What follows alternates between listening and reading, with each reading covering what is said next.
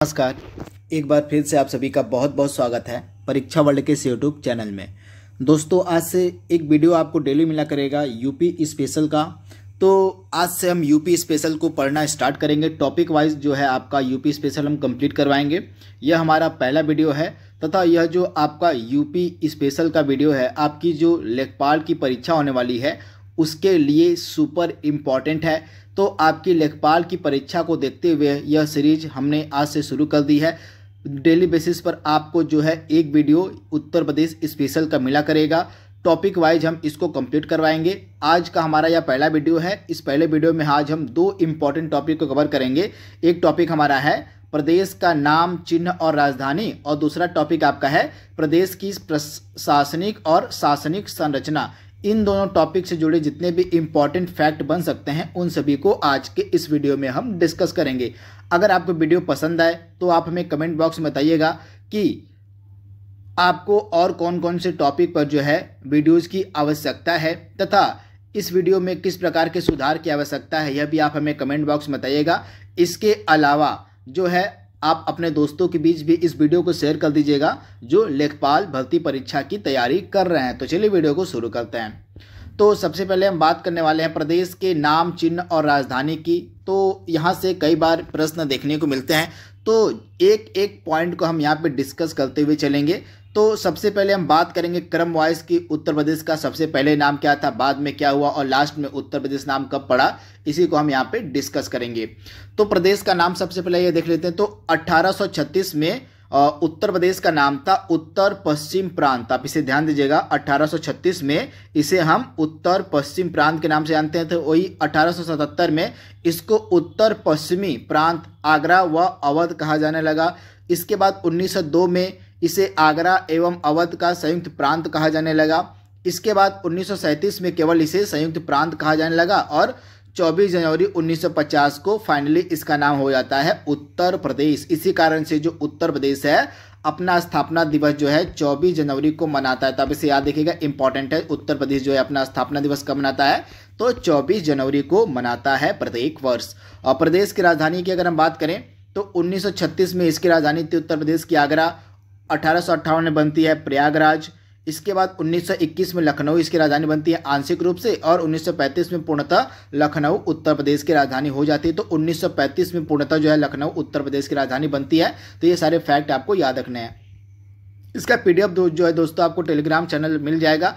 तो सिंपल सा लिंक आपको डिस्क्रिप्शन बॉक्स में मिलेगा। उस डिस्क्रिप्शन बॉक्स में जाकर आप हमारा जो है टेलीग्राम चैनल ज्वाइन कर लीजिएगा और वहाँ से इसका पीडीएफ डाउनलोड कर लीजिएगा। और उत्तर प्रदेश नाम से राज्य का गठन, जैसा कि मैंने आपको बताया, उत्तर प्रदेश नाम से राज्य का गठन किया गया था 24 जनवरी 1950 को। इंपॉर्टेंट है। इसी कारण से जो उत्तर प्रदेश राज्य है यह 24 जनवरी को अपना स्थापना दिवस मनाता है। राज्य का पुनर्गठन किया गया था 1 नवंबर 1956 को। इंपॉर्टेंट है। इसके अलावा उत्तर प्रदेश का विभाजन यानी कि राज्य का विभाजन कब किया गया था, तो 9 नवंबर सन 2000 को जो है उत्तर प्रदेश का विभाजन किया गया था। इससे अलग होकर जो है उत्तराखंड बना था। 13 जिलों को काटकर जो है उत्तराखंड का निर्माण किया गया था 9 नवंबर सन 2000 को। तो इम्पॉर्टेंट फैक्ट है। इसके बाद प्रथम राज्य की भाषा की घोषणा कब की गई थी, तो अक्टूबर 1947 से जो है देवनागरी लिपि में हिंदी को जो है प्रथम राज्य की भाषा घोषित किया गया था। तो आप इसे याद रखिएगा, इंपॉर्टेंट है। अक्टूबर 1947 से देवनागरी लिपि में हिंदी को जो है प्रथम राज्य की भाषा घोषित किया गया था। तो इम्पॉर्टेंट है, आप इसे याद रखिएगा। इसके बाद प्रथम राज्य की भाषा जो हिंदी थी आपकी सभी कार्यालयों में अनिवार्य कब से बना दी गई थी, तो 26 जनवरी 1968 से। तो इम्पॉर्टेंट है, आप इसे नोट डाउन जरूर कर लीजिएगा। इसके बाद द्वितीय राज्य की भाषा की घोषणा की गई थी उर्दू के रूप में 1989 में। तो आप इसे याद रखिएगा, 1989 से जो है उर्दू जो है द्वितीय राज्य की भाषा घोषित कर दी गई थी उत्तर प्रदेश की। तो इम्पॉर्टेंट है। इसके अलावा यहाँ पे आप देखिए उत्तर प्रदेश का राजकीय पशु मिलेगा आपको बारहसिंगा, राजकीय पक्षी मिलेगा आपको सारस या क्रॉन्च इसको कह लीजिए। इसके बाद राजकीय वृक्ष मिलेगा आपको अशोक का। इसके अलावा राजकीय पुष्प आपका है पलाश या टेसू जो है उत्तर प्रदेश का राजकीय पुष्प है। इसके बाद राजकीय खेल उत्तर प्रदेश का हॉकी है। इसके बाद राजकीय चिन्ह आपका है एक वृत्त में 2 मछली और 1 तीर धनुष। इंपॉर्टेंट है। जो राजकीय चिन्ह है उत्तर प्रदेश का वह कौन सा है, तो 1 वृत्त में 2 मछली और 1 तीर धनुष। यह जो चिन्ह आपका है 1938 में स्वीकृत किया गया था। तो ये सारे फैक्ट आपको याद रखना है दोस्तों। यहाँ पे हमने जितने भी फैक्ट बन सकते थे प्रदेश के नाम, चिन्ह और राजधानी से रिलेटेड उनको हमने डिस्कस कर लिया है। अब हम प्रदेश की शासनिक और प्रशासनिक संरचना के बारे में बात करेंगे। तो यहाँ पे आप देख रहे हैं प्रदेश की शासनिक और प्रशासनिक संरचना से जुड़े सभी फैक्ट को यहाँ पे सम्मिलित किया गया है। तो एनसीआर यानी कि आपका जो राष्ट्रीय राजधानी क्षेत्र है, एनसीआर में सम्मिलित उत्तर प्रदेश के जिलों के बारे में यहाँ पे बताया गया है। तो टोटल 8 जिले जो हैं उत्तर प्रदेश के एनसीआर में सम्मिलित है, यानी कि राष्ट्रीय राजधानी क्षेत्र में सम्मिलित है। कौन कौन से? मेरठ, गाजियाबाद, गौतम बुद्ध नगर, बुलंदशहर, हापुड़, बागपत, मुजफ्फरनगर और शामली। ये टोटल 8 जिले हैं जो एनसीआर में सम्मिलित हैं उत्तर प्रदेश के। तो इनके बारे में आपको याद रखना है, संख्या याद रखनी है, कौन कौन से जिले सम्मिलित हैं आज याद रखना है, कुछ भी एग्जाम में आपसे पूछा जा सकता है। इसके बाद एनसीआर में शामिल करने हेतु प्रस्तावित जिले उत्तर प्रदेश के कौन कौन से हैं? तो मथुरा, अलीगढ़, हाथरस और सहारनपुर। ये 4 प्रस्तावित जिले हैं उत्तर प्रदेश के जिनको एनसीआर में शामिल किया जाएगा। तो आप इसे याद रखिएगा, इंपॉर्टेंट है। अभी अभी ये सम्मिलित नहीं है, केवल प्रस्तावित हैं कि ये भी आगे एनसीआर में सम्मिलित हो सकते हैं। तो इन चारों के नाम भी आपको याद रखना है। उत्तर प्रदेश जो है एनआरआई दिवस कब मनाता है, यानी कि प्रवासी दिवस उत्तर प्रदेश में कब मनाया जाता है? तो उत्तर प्रदेश में प्रत्येक जनवरी में जो है प्रवासी भारतीय दिवस को मनाया जाता है। आप ध्यान दीजिएगा, उत्तर प्रदेश में जो एनआरआई विभाग का गठन था, इसे आप नोट डाउन कर लीजिएगा, मैंने इसको सम्मिलित नहीं किया था। एनआरआई विभाग का जो है गठन उत्तर प्रदेश में कब किया गया था? तो 18 जुलाई 2014 को, 18 जुलाई 2014 को जो है एनआरआई विभाग का गठन किया गया था आपका उत्तर प्रदेश में। इसके बाद राज्य का जो विधानमंडल है उत्तर प्रदेश का, वह द्विसदनात्मक है। यहाँ पे विधानसभा भी मिलेगी आपको और विधान परिषद भी मिलेगी। तो इसे आप याद रखिएगा, उत्तर प्रदेश में विधानसभा विधान परिषद दोनों विद्यमान, यानी कि यहाँ का जो विधानमंडल है द्विसदनात्मक है। इसके बाद राज्य विधानमंडल का गठन प्रथम बार कब किया गया था? जुलाई 1937 में। आप इसे ध्यान दीजिएगा, उत्तर प्रदेश में जो राज्य विधानमंडल है इसका प्रथम गठन किया गया था जुलाई 1937 में। आप इसे याद रखिएगा। वर्तमान में विधानसभा सदस्यों की कुल संख्या कितनी है? 404 है, इंपॉर्टेंट है। उत्तर प्रदेश में विधानसभा सदस्यों की कुल संख्या वर्तमान में 404 है, जिनमें से 403 आपके निर्वाचित होते हैं और 1 सदस्य जो है आपका मनोनीत किया जाता है। तो ये फैक्ट भी आपको याद रखना है। इसके बाद विधान परिषद का गठन उत्तर प्रदेश में कब किया गया था? 1937 में, इंपॉर्टेंट है। 1937 में विधान परिषद का गठन किया गया था। कहाँ पर? तो उत्तर प्रदेश में। इसके बाद उत्तर प्रदेश में विधान परिषद की कुल सीटें 100 हैं। तो इनको बारे में आपको याद रखना है। विधानसभा की सीटें कितनी हैं, विधान परिषद की सीटें कितनी उत्तर प्रदेश में, लोकसभा की कितनी है, राज्यसभा की कितनी है, ये चीज़ आपको पता होनी चाहिए। यहाँ से बार बार प्रश्न देखने को मिलते हैं। तो विधानसभा की कुल सीटें उत्तर प्रदेश में 404 हैं और विधान परिषद की कुल सीटें आपकी जो है उत्तर प्रदेश में 100 हैं। इसके बाद कुल लोकसभा की सीटें जो उत्तर प्रदेश में कितनी मिलेंगी आपको? 80 जो है कुल लोकसभा की सीटें, जो कि सभी राज्यों से सबसे अधिक जो लोकसभा सीटें हैं आपको मिलेंगी उत्तर प्रदेश में। तो इसे भी आप याद रखिएगा। और राज्यसभा की कुल सीटें उत्तर प्रदेश में आपको मिलेंगी 31, इंपॉर्टेंट है। 31 राज्यसभा की सीटें हैं उत्तर प्रदेश में। और सर्वाधिक विधानसभा सीटों वाला जिला उत्तर प्रदेश का प्रयागराज, टोटल 12 सीटें यहाँ पे हैं। इसके बाद सबसे कम विधानसभा सीटों वाला जिला उत्तर प्रदेश के 3 कौन कौन से हैं? श्रावस्ती, महोबा, चित्रकूट। यहाँ पे 2-2 सीटें आपको मिलेंगी विधानसभा की। सर्वाधिक वैधानिक नगरों वाला जिला कौन सा उत्तर प्रदेश का? बदायूं में सबसे 10 वैधानिक नगर आपको देखने को मिलेंगे। तो आप इसे याद रखिएगा, जो बदायूं है यहाँ पे सर्वाधिक जो है आपको क्या देखने को मिलेगा? तो सर्वाधिक वैधानिक नगर देखने को मिलेंगे आपको बदायूं में। और सबसे कम जो वैधानिक नगर है आपको देखने को मिलेंगे श्रावस्ती में। तो ये फैक्ट आपको याद रखना है। और राज्य में योजनाबद्ध नगरों की संख्या कुल 3 है। कितने योजनाबद्ध नगर, यानी कि जो नगर बसाए गए हैं योजनाबद्ध तरीके से, वे उत्तर प्रदेश में कौन कौन से हैं? तो टोटल 3 है। नोएडा हो गया एक आपका, दूसरा ग्रेटर नोएडा हो गया और तीसरा आपका हो गया न्यू कानपुर सिटी। ये 3 इंपॉर्टेंट शहर हैं जो योजनाबद्ध तरीके से उत्तर प्रदेश में बसाए गए हैं। उत्तर प्रदेश में कुल जिलों की संख्या आपको मिलेगी 75। उत्तर प्रदेश में कुल जिले हैं, इंपॉर्टेंट प्रश्न, आप इसे नोट डाउन कर लीजिएगा। उत्तर प्रदेश में कुल कितने जिले हैं? तो टोटल 75 जिले हैं उत्तर प्रदेश में। इसके बाद एक चीज और आप ध्यान दीजिएगा, उत्तर प्रदेश में कुल नगर निगम की संख्या कितनी है? 17। और टोटल जो है 17 उत्तर प्रदेश में नगर निगम है। और कुल मंडल जो है उत्तर प्रदेश में आपको लेंगे 18 मंडल और 17 नगर निगम है आपके उत्तर प्रदेश में। तो ये सारे फैक्ट आपको याद रखने हैं उत्तर प्रदेश से रिलेटेड। हम टॉपिक वाइज आप तक सभी फैक्ट पहुंचाते रहेंगे। आप बस हमारा सपोर्ट करते रहिएगा, चैनल को सब्सक्राइब कर लीजिएगा, वीडियो को शेयर करते रहिएगा।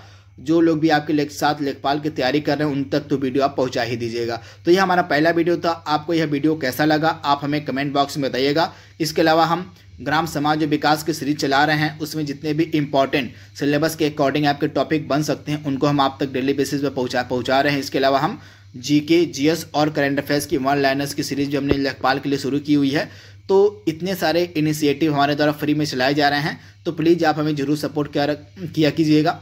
तो आज के लिए बस इतना ही। यह हमारा पहला वीडियो था, इसका नेक्स्ट पार्ट हम जल्दी अपलोड करेंगे। तब तक के लिए thank you, thanks for watching, thank you. नमस्कार, एक बार फिर से आप सभी का बहुत बहुत स्वागत है परीक्षा वर्ल्ड के इस यूट्यूब चैनल में। दोस्तों, हमने उत्तर प्रदेश स्पेशल की जो सीरीज शुरू की है उसका जो अगला भाग है उसको आज हम कंप्लीट करेंगे। इसका पार्ट 1 हमने ऑलरेडी अपलोड कर दिया है तथा पार्ट 2 में आज हम देखने वाले हैं उत्तर प्रदेश की भौतिक संरचना और जलवायु से जुड़े जितने भी इम्पॉर्टेंट फैक्ट और पॉइंट बन सकते हैं उनको। दोस्तों, यह जो उत्तर प्रदेश स्पेशल का वीडियो है आपकी जो लेखपाल की परीक्षा होने वाली है उसके लिए बहुत ही ज़्यादा महत्वपूर्ण है, क्योंकि आपकी लेखपाल की परीक्षा में उत्तर प्रदेश से जुड़े जीके से जुड़े जो प्रश्न हैं पूछे जाएंगे। तो इसी कारण से यह जो सीरीज है उत्तर प्रदेश स्पेशल की मैंने अभी से शुरू कर दी है। इसका यह सेकंड वीडियो है। इसकी जो प्लेलिस्ट है मैंने उसकी प्लेलिस्ट भी बना दी है। उस प्लेलिस्ट में आपको सभी वीडियो एक ही जगह पर मिल जाएंगे उत्तर प्रदेश स्पेशल के। तो चलिए वीडियो को शुरू करते हैं और देख लेते हैं कि आज का हमारा जो सेकेंड वीडियो है उत्तर प्रदेश स्पेशल का, इसमें हमने कौन कौन से इम्पॉर्टेंट फैक्ट और पॉइंट को सम्मिलित किया हुआ है। तो चलिए वीडियो को शुरू करते हैं। तो आज हम पढ़ने वाले हैं क्या, उत्तर प्रदेश की भौतिक संरचना व जलवायु से जुड़े इम्पॉर्टेंट फैक्ट और पॉइंट को। तो सबसे पहले आप ध्यान दीजिएगा उत्तर प्रदेश राज्य का आकार कैसा है, तो लंबवत है। इसे आप ध्यान दीजिएगा, उत्तर प्रदेश राज्य का आकार किस प्रकार का है, तो लंबवत आकार का है। इसके बाद उत्तर प्रदेश की ग्लोब पर स्थिति क्या है, इसकी स्थिति भी आपको पता होनी चाहिए। स्थिति भी कई बार एग्जाम में पूछ ली जाती है। तो 23 डिग्री 52 इंच से लेके 30 डिग्री 28 इंच उत्तरी अक्षांश तथा 77 डिग्री 3 इंच से लेके 84 डिग्री 9 इंच पूर्वी देशांतर के मध्य जो है आपको मिलेगी स्थिति ग्लोब पर किसकी, तो उत्तर प्रदेश राज्य की। तो ये स्थिति आपको याद रखनी है उत्तर प्रदेश की, कई बार एग्जाम में यह पूछी भी गई है। इसके बाद उत्तर प्रदेश की लंबाई चौड़ाई की अगर हम बात करें तो पूर्व से पश्चिम में उत्तर प्रदेश की लंबाई है 650 किलोमीटर। इस प्रकार से आप याद रखिएगा। और पूर्व से पश्चिम की जो उत्तर प्रदेश की राजधानी है लंबाई है वो है 650 किलोमीटर। और दक्षिण से उत्तर की जो चौड़ाई है इसकी कितनी है, तो दक्षिण से उत्तर की इसकी जो चौड़ाई वो है 240 किलोमीटर। तो इसे आप याद रखिएगा, इंपॉर्टेंट है। पूर्व से पश्चिम 650 किलोमीटर और उत्तर से दक्षिण आपकी 240 किलोमीटर। ये फैक्ट आपको याद रखना है। अगर हम कुल क्षेत्रफल, कुल एरिया की बात करें उत्तर प्रदेश की, तो कुल एरिया उत्तर प्रदेश का है 2,40,928 वर्ग किलोमीटर। इंपॉर्टेंट है, जो कि पूरे भारत के एरिया का 7.33% कवर करता है उत्तर प्रदेश। यानी कि पूरे भारत का जितना भी एरिया है, क्षेत्रफल है, उसका 7.33% जो एरिया है आपको मिलेगा उत्तर प्रदेश राज्य में। तो आप इसे याद रखिएगा, यह फैक्ट कई बार एग्जाम में पूछा गया है तथा इसका कुल क्षेत्रफल भी आपको याद रखना है। इसके बाद जो उत्तर प्रदेश राज्य है यह क्षेत्रफल की दृष्टि से देश में कौन सा स्थान है भारत में, तो इसका क्षेत्रफल की दृष्टि से भारत में चौथा स्थान है। पहले स्थान पे मिलेगा राजस्थान, दूसरे स्थान पे मिलेगा आपको मध्य प्रदेश और तीसरे स्थान पे मिलेगा आपको महाराष्ट्र। तो इसे आप याद रखिएगा। उत्तर प्रदेश की जो रैंकिंग है भारत में वो एरिया के मामले में चौथे स्थान पे है। पहले स्थान पर राजस्थान है, दूसरे स्थान पर मध्य प्रदेश है और तीसरे स्थान पर आपका है महाराष्ट्र राज्य। तो इसे आप याद रखिएगा। और चौथे स्थान पर आपका आता है उत्तर प्रदेश एरिया के मामले में। और एक फैक्ट और आज याद रखिएगा, उत्तर प्रदेश का जो है पॉपुलेशन यानी कि जनसंख्या के मामले में कौन सा स्थान है, तो फर्स्ट रैंक पे आता है उत्तर प्रदेश जो है भारत में जनसंख्या के मामले में। तो ये फैक्ट भी आप याद रखिएगा। एक चीज आप ध्यान दीजिएगा, अगर हम कुल जनसंख्या में उत्तर प्रदेश को एक देश मान लीजिए, कुल जनसंख्या के लिहाज से अगर हम उत्तर प्रदेश को एक देश माने तो उत्तर प्रदेश का देश के क्रम में कौन सा स्थान हो जाता है, तो 5वें स्थान पे आ जाएगा उत्तर प्रदेश आपका। अगर इसको हम कुल देश माने कुल जनसंख्या के हिसाब से, तो जनसंख्या के मामले में सबसे पहले स्थान पे आता है आपका चीन आता है, फिर भारत आता है, फिर आपका आता है अमेरिका आता है, फिर आपका इंडोनेशिया आता है। उसके बाद अगर हम उत्तर प्रदेश को एक देश माने तो यह 5वें स्थान पर आ जाएगा। तो इसे आप ध्यान दीजिएगा, इंपॉर्टेंट है। इसके बाद अगला यहाँ पे है फैक्ट क्या है, और सर्वाधिक क्षेत्रफल वाले उत्तर प्रदेश के 5 जिले। तो आप इसे याद रखिए, घटते क्रम में है। सबसे अधिक क्षेत्रफल आपको मिलेगा लखीमपुर खीरी का, फिर सोनभद्र का, उसके बाद आपको मिलेगा हरदोई का है, और सीतापुर का है, और प्रयागराज का है। तो यानी कि लखीमपुर खीरी का जो क्षेत्रफल है उत्तर प्रदेश में सबसे बड़ा है, तो आप इसे याद रखिएगा, इंपॉर्टेंट है। वही न्यूनतम क्षेत्रफल वाले 5 जिलों की बात करें तो सबसे कम क्षेत्रफल आपको मिलेगा हापुड़ का, तो इसे आप याद रखिएगा, ये बढ़ते हुए क्रम में है। हापुड़ का सबसे कम क्षेत्रफल है, फिर हापुड़ से बड़ा आपका है गाजियाबाद, फिर गाजियाबाद से बड़ा आपका है भदोई है, फिर भदोई से बड़ा आपका है शामली है, और गौतम बुद्ध नगर शामली से बड़ा है। तो इसके बारे में आपको याद रखना है। पहला चीज तो आपको याद रखना है, सर्वाधिक क्षेत्रफल उत्तर प्रदेश में किस जिले का है, तो लखीमपुर खीरी का है। और सबसे न्यूनतम क्षेत्रफल उत्तर प्रदेश में किस जिले का है, तो हापुड़ का है। तो इनके बारे में तो आप याद रखिएगा, इंपॉर्टेंट है प्रश्न है। इसके बाद अगला यहाँ पे क्या है फैक्ट, उत्तर प्रदेश का सबसे पूर्वी और सबसे पश्चिमी जिला। कई बार एग्जाम में बार बार पूछा गया ये प्रश्न है। तो उत्तर प्रदेश राज्य का सबसे पूर्वी जिला कौन सा है, तो बलिया है। याद रखिएगा आप, जो बलिया है यह उत्तर प्रदेश राज्य का क्या है, तो उत्तर प्रदेश राज्य का सबसे पूर्वी जिला है। इंपॉर्टेंट फैक्ट है, इसको आप नोट डाउन कर लीजिएगा। तथा बलिया की जो सीमा है यह किस राज्य से लगती है, यह भी कई बार एग्जाम में पूछा गया है। तो आपका जो बलिया जिला है उत्तर प्रदेश का, इसकी सीमा किससे लगती है, तो इसकी जो सीमा है वह लगती है बिहार राज्य से, जिसे भी आप याद रखिएगा। इसके बाद उत्तर प्रदेश का सबसे पश्चिमी जिला आपको मिलेगा शामली। तो सबसे पूर्वी और सबसे पश्चिमी ये जिले आपको याद रखने हैं, कई बार एग्जाम में यह प्रश्न पूछ लिया जाता है। इसके बाद और सबसे दक्षिणी जिला उत्तर प्रदेश का है सहारनपुर, और सबसे उत्तरी जिला उत्तर प्रदेश का है कौन सा, सॉरी यहाँ पे सबसे दक्षिणी आपका हो जाएगा सोनभद्र, यहाँ पे होगा सबसे दक्षिणी जिला आपका सोनभद्र है, और सबसे उत्तरी जिला जो है उत्तर प्रदेश का वो है सहारनपुर। यहाँ पे थोड़ा सा मिस्टेक हो गया है, तो इसे आप करेक्ट कर लीजिएगा। यहाँ पे क्या है, तो सबसे उत्तरी जिला है उत्तर प्रदेश का सहारनपुर। तथा सहारनपुर की जो सीमा है किस राज्य से लगती है, इंपॉर्टेंट प्रश्न, कई बार एग्जाम में पूछ लिया गया है। तो आपकी सहारनपुर की जो सीमा है यह किस राज्य से लगती है, तो आप नोट डाउन कर लीजिएगा। सहारनपुर की सीमा टच करती है हिमाचल प्रदेश से, तो आप इसे याद रखिएगा, इंपॉर्टेंट है। वहीं हमने जो पश्चिमी जिले की बात की थी उत्तर प्रदेश की, तो उत्तर प्रदेश का जो सबसे पश्चिमी जिला है शामली, इसकी सीमा किससे लगती है, तो इसकी सीमा आपकी लगती है हरियाणा से, तो आप इसे याद रखिएगा। और सबसे पूर्वी जो जिला था उत्तर प्रदेश का, इसकी सीमा लगती है, बलिया की सीमा किससे लगती है, तो बिहार राज्य से लगती है। तो ये भी आपको याद रखना है। और इसके बाद अगला इंपॉर्टेंट फैक्ट क्या है, एक चीज मैंने आपको बताया था, जो सबसे दक्षिणी जिला कौन सा उत्तर प्रदेश का, तो सोनभद्र जो है यह उत्तर प्रदेश का सबसे दक्षिणी जिला है। एक चीज आप ध्यान दीजिएगा, सोनभद्र को जो है स्पर्श करने वाला सबसे दक्षिणी बिंदु कौन सा है, मतलब सोनभद्र जो है उत्तर प्रदेश का सबसे दक्षिण में स्थित जिला है, तो इसको स्पर्श करने वाला सबसे दक्षिण में राज्य कौन सा है, तो वो हो जाएगा आपका छत्तीसगढ़। इसे भी आप याद रखिएगा। वैसे सोनभद्र से बहुत सारे राज्य की सीमाएं लगती हैं, परंतु सबसे दक्षिण में एकदम जो राज्य आपका है जिसकी सीमा सोनभद्र से लगती है वो कौन सा है, आपका छत्तीसगढ़ है। तो ये फैक्ट आपको याद रखना है, भूलना नहीं है। इसके बाद अगला फैक्ट क्या है हमारा, देख लीजिए। और नेपाल से सटे हुए जिले, ये प्रश्न आपका यूपी पीसीएस का ARO का जो हाल ही में एग्जाम हुआ था, इसमें यह प्रश्न पूछा गया था कि नेपाल से सटे हुए जिले कौन कौन से हैं। तो आपका नेपाल से सटे हुए जिले आपको पता होने चाहिए, और महाराजगंज, सिद्धार्थनगर, बलरामपुर, श्रावस्ती, बहराइच, लखीमपुर खीरी और लखीमपुर और पीलीभीत, ये इंपॉर्टेंट जिले हैं जिनकी सीमाएं किससे लगती हैं, तो नेपाल से लगती हैं। तो आप इसे ध्यान दीजिएगा, इंपॉर्टेंट है। इसके बाद उत्तर प्रदेश राज्य की जो सीमा है, कितनी किलोमीटर की सीमा नेपाल से लगती है, तो 579 किलोमीटर की जो सीमा, यानी कि 579 किलोमीटर की जो सीमा है उत्तर प्रदेश की, वो किससे लगती है, तो नेपाल से लगती है, इंपॉर्टेंट है। इसके बाद उत्तर प्रदेश से सटे राज्यों की संख्या कितनी है, तो टोटल 9 राज्य हैं जिनकी सीमाएं उत्तर प्रदेश से लगती है, जिनमें से 8 राज्य हैं और इसमें से एक आपका केंद्र शासित प्रदेश है।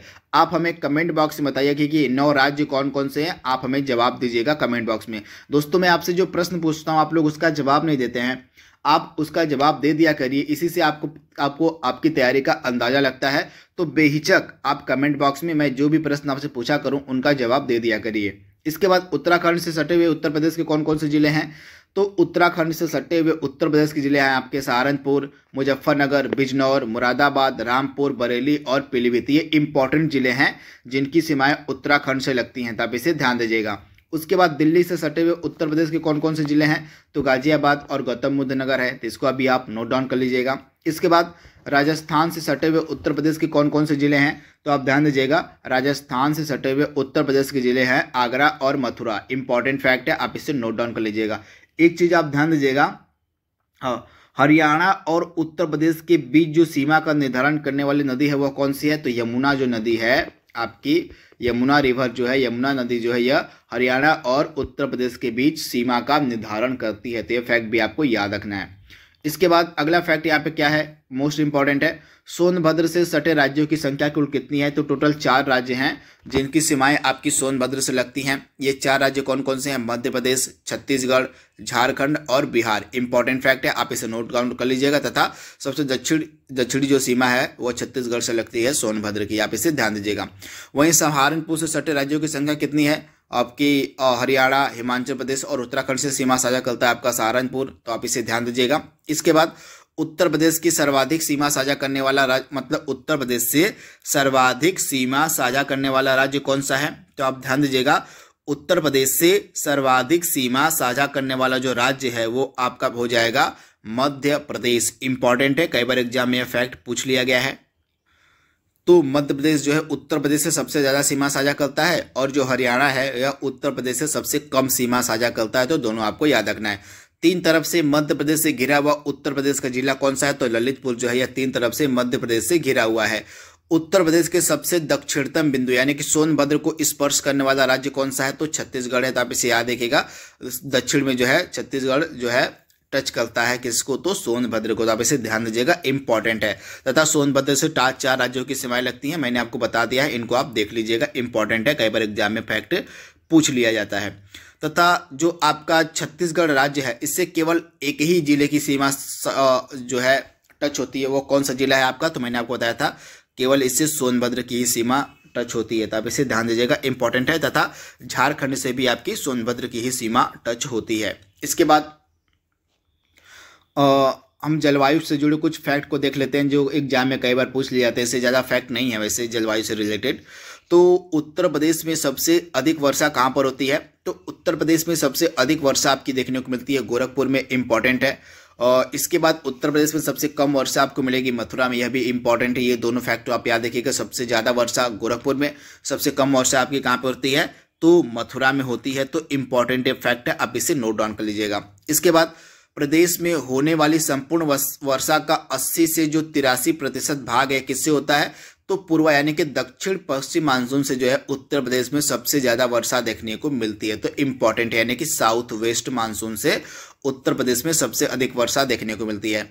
और प्रदेश में दक्षिण पश्चिम मानसून यानी कि पूर्वा से सर्वाधिक वर्षा आपकी होती है पूर्वी तराई क्षेत्रों में होती है। उसके बाद प्रदेश में पूर्वा से सबसे कम वर्षा देखने को मिलती है कहाँ पर, तो पश्चिमी मैदानी क्षेत्रों में, जिसे आप ध्यान दीजिएगा। इसके बाद प्रदेश में जुलाई से अक्टूबर रहती है आपकी वर्षा ऋतु, तो यह फैक्ट भी आपको याद रखना है।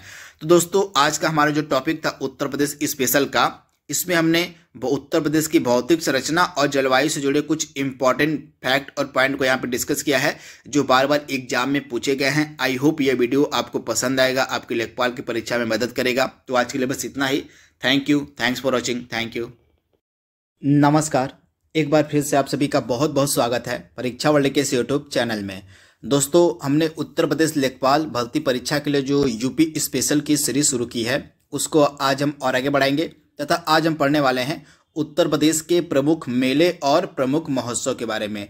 जितने भी इम्पॉर्टेंट उत्तर प्रदेश के मेले हो सकते हैं उनको हम आज इस वीडियो में डिस्कस करेंगे। इसके अलावा उत्तर प्रदेश राज्य से जुड़े जितने भी इम्पॉर्टेंट महोत्सव बन सकते हैं जो आपके लेखपाल की परीक्षा के लिए इम्पॉर्टेंट हो सकते हैं, उन सभी को आज के इस वीडियो में हम डिस्कस करेंगे। दोस्तों हमने जो उत्तर प्रदेश स्पेशल की सीरीज शुरू की उसमें ऑलरेडी हमने 2 वीडियोज अपलोड कर दिए हैं तथा इसकी जो सेपरेट प्लेलिस्ट है उसको भी हमने बना दिया है। तो जितने भी यूपी स्पेशल्स के वीडियो आपको मिलेंगे उस प्लेलिस्ट में आप जाकर उन वीडियो को देख लीजिएगा। तो चलिए आज के सीरीज को शुरू करते हैं और देख लेते हैं कि आज के इस वीडियो में हमने उत्तर प्रदेश के कौन कौन से इंपॉर्टेंट मेलों और महोत्सव को सम्मिलित किया है। आइए उनको देख लेते हैं। तो सबसे पहले हम बात करेंगे उत्तर प्रदेश के प्रमुख मेलों के बारे में। तो चलिए वीडियो को आगे बढ़ाते हैं। तो यहाँ पे आप देख रहे हैं एक तरफ मेलों का नाम है और एक तरफ उनका आयोजन स्थल है। इसी प्रकार के प्रश्न आपसे एग्जाम में पूछे जाएंगे। तो प्रदेश में सबसे अधिक मेला कहाँ पर लगता है? सबसे पहली चीज तो आपको ये याद रखनी है कि उत्तर प्रदेश में जो सबसे अधिक मेला है वह कहाँ पर लगता है। तो उत्तर प्रदेश में सबसे अधिक मेला लगता है आपका मथुरा में। और सबसे कम मेला कहाँ पर लगता है? तो उत्तर प्रदेश में जो सबसे कम मेला है वो लगता है आपका पीलीभीत में। तो दोनों लोकेशन आपको याद रखनी है। उत्तर प्रदेश में सबसे अधिक मेला लगता है आपका मथुरा में और सबसे कम मेला आपका लगता है पीलीभीत में। तो सबसे पहला फैक्ट तो आपको यही याद रखना है। उसके बाद जो आपका महाकुंभ है, विश्व का सबसे बड़ा मेला है, यह प्रयागराज में लगता है आपका प्रत्येक 12 वर्षों के बाद। आप ध्यान दीजिएगा। इसके बाद माघ मेला भी आपका प्रयागराज में ही लगता है, तो इसे भी आप ध्यान दीजिएगा। माघ मेला भी आपका प्रयागराज में लगता है तथा महाकुंभ भी आपका प्रयागराज में लगता है, तो इसे आप ध्यान दीजिएगा, इंपॉर्टेंट है। इसके बाद ककोरा मेला, रुहेलखंड का इसको हम मिनी कुंभ भी कहते हैं। रुहेलखंड का इसको मिनी कुंभ कहा जाता है, जिसका नाम है ककोरा मेला। यह आपका बदायूं में लगता है, इंपॉर्टेंट है। इसके बाद बटेश्वर का जो पशु मेला है यह कहाँ पर लगता है? आपका आगरा में लगता है, इंपॉर्टेंट है।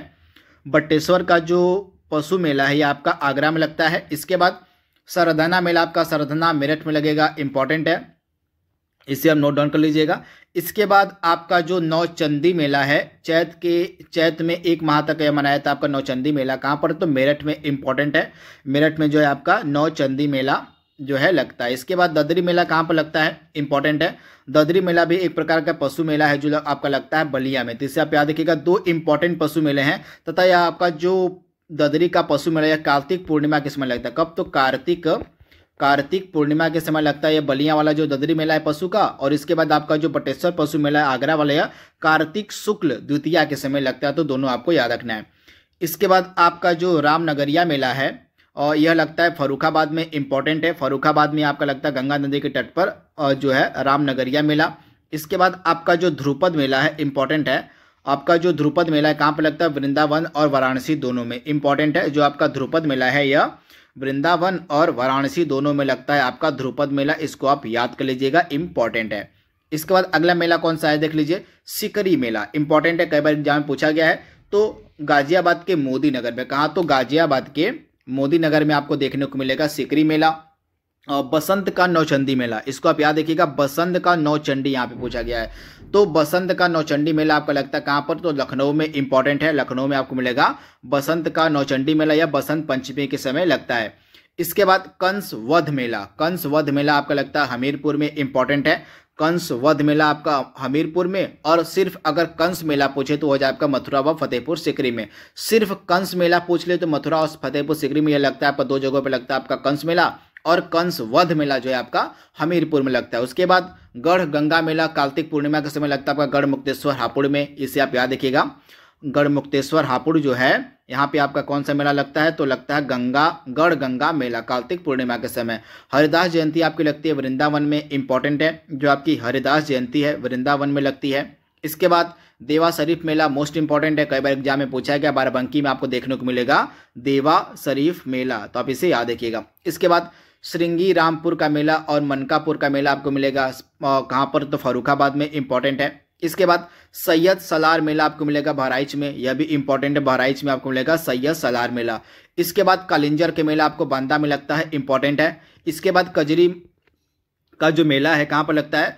तो कजरी का मेला आपको लगता है महोबा में। तो ये सभी इंपॉर्टेंट मेले हैं और उत्तर प्रदेश राज्य के। इसके बाद अगला मेला कौन सा है? तो देवी पाटन के मेला आपका कहाँ पर लगता है? बलरामपुर में लगता है, इंपॉर्टेंट है। देवी पाटन के मेला बलरामपुर हो जाएगा। इसके बाद श्रावणी का मेला आपका संकीसा फर्रुखाबाद में लगता है आपका श्रावणी का मेला। और उसके बाद नककटैया का मेला आपको लगता है वाराणसी के चेतगंज में, आप याद रखिएगा, वाराणसी के चेतगंज में आपको मिलेगा नककटैया का मेला। इसके बाद रथ यात्रा मेला भी वाराणसी में लगता है। इसके बाद गोविंद साहब मेला आपका अंबेडकर नगर में लगता है, कहाँ पर? तो अंबेडकर नगर में आपका लगता है गोविंद साहब मेला। इसके बाद खिचड़ी मेला आपका लगता है गोरखपुर में, इंपॉर्टेंट है, और मकर संक्रांति के समय लगता है गोरखपुर में। इसके बाद सोरो मेला आपका लगता है कासगंज में, इंपॉर्टेंट है। इसके बाद जो आपका अगला मेला है देवछठ मेला, देवछठ मेला कहाँ पर लगता है? तो देवछठ मेला आपका लगता है मथुरा में, इंपॉर्टेंट है, आप इसे नोट डाउन जरूर कर लीजिएगा। इसके बाद परिक्रमा मेला आपका लगता है कहाँ पर? नैमिषारण्य में, जो कि सीतापुर में है, इंपॉर्टेंट है। इसके बाद तिगरी मेला आपका लगता है अमरोहा में। और शाकंभरी मेला आपका लगता है कहाँ पर, तो सहारनपुर में। तो ये सभी इंपॉर्टेंट मेले आपको याद रखने हैं, कुछ भी आपसे एग्जाम में पूछा जा सकता है। इसके बाद अगला इंपॉर्टेंट मेला क्या है, और यहाँ पे हमने मेलों को समाप्त कर लिया। अब हम देखेंगे जो है उत्तर प्रदेश के इम्पॉर्टेंट महोत्सव के बारे में। इम्पॉर्टेंट जो फेस्टिवल्स हैं उत्तर प्रदेश के कौन कौन से हैं, यहाँ से भी कई बार एग्जाम में प्रश्न और देखने को मिलते हैं। तो आइए इनको भी डिस्कस कर लेते हैं। तो यहाँ पे प्रमुख महोत्सव एक तरफ आपको लिखे गए हैं और एक तरफ उनका आयोजन स्थल है, तो इसको देख लेते हैं। आपका ताज महोत्सव कहाँ पे होता है, आगरा में होता है, इंपॉर्टेंट है। जो आपका ताज महोत्सव है कहाँ पर होता है, आगरा में। इसके बाद 16 कुल महोत्सव हिंदू मुस्लिम एकता का यह प्रतीक माना जाता है, और राम बारात महोत्सव, ये दोनों आपके होते हैं आगरा में, इंपॉर्टेंट है, इनको आप नोट डाउन कर लीजिएगा। इसके बाद देव दीपावली उत्सव आपका होता है वाराणसी में, इंपॉर्टेंट है। अखिल भारतीय व्यास समारोह कहाँ पर होता है, तो आपका जो अखिल भारतीय व्यास समारोह ये होता है वाराणसी में, यह भी इंपॉर्टेंट है। इसके बाद गंगा महोत्सव कहाँ पर होता है, तो आपका जो गंगा महोत्सव है वाराणसी और प्रयागराज दोनों में होता है गंगा महोत्सव, इंपॉर्टेंट है, नोट डाउन कर लीजिएगा। इसके बाद बिठूर का जो गंगा महोत्सव है यह कहाँ पर होता है, तो बिठूर का जो आपका गंगा महोत्सव है देखने को मिलेगा कानपुर में, इंपॉर्टेंट है। इसके बाद सैफई महोत्सव आपका होता है सैफई इटावा में, इंपॉर्टेंट है। इसके बाद जो त्रिवेणी महोत्सव है कहाँ पर होता है, तो आपका जो त्रिवेणी महोत्सव है यह देखने को मिलेगा प्रयागराज में। इसके बाद लठमार होलिका उत्सव कहाँ पे होता है, बरसाना मथुरा में, इंपॉर्टेंट है। और सरधना महोत्सव आपका होता है कहाँ पर, मेरठ में, इंपॉर्टेंट है, इसे भी आप नोट डाउन कर लीजिएगा।